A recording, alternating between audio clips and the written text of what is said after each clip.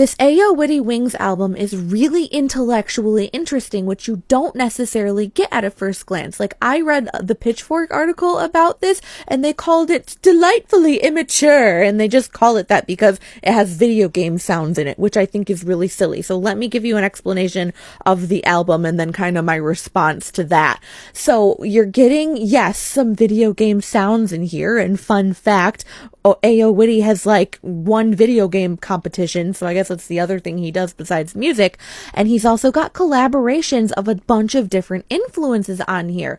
So Booney is on this album doing his kind of indie rock type of thing, and he's also got a lot of vocals, beautiful vocals from TJ. He's also collaborating with a Skite and with JJ. So there's a lot of different collaborators on this album, and he has kind of this, like, he calls his subgenre cry, and then you would kind of think of that more of like a sort of indie rock, sort of digicore, sort of a lot of things you can't put your finger on.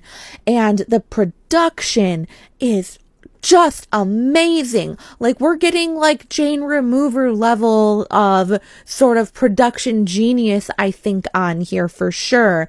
And you're just, but it just all these different flavors completely mashed together that you don't think would go together, but then just in the context of this album, they totally do. And then on top of that, it's not just a bunch of pretty interesting sounds. It's also got a lot of themes that are very interesting and very a connection worthy, right? So I really like that it's called Wings, and there's kind of the theme of roses burned to ashes, and then another track is called Icarus, and so it gets you thinking about the theme of like flying too close to the sun and all of these sorts of things.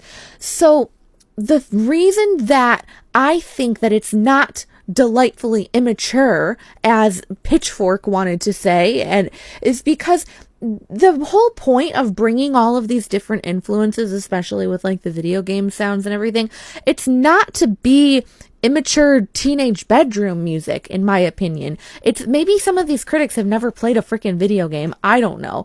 I think that the point is to bring all of these big, deep feelings and pair them with some kind of familiarity, because that kind of speaks to like, I have all of these anxieties because of all of these big life things, but then I kind of calm myself down with like these familiar types of sounds, and oh, life is just a game. Like, that's kind of how I interpret it, at least. So I don't know. Let me know what you think of this album. I think it's definitely a must listen. Might be on my top 10 of the year. And follow me for more music news and discovery.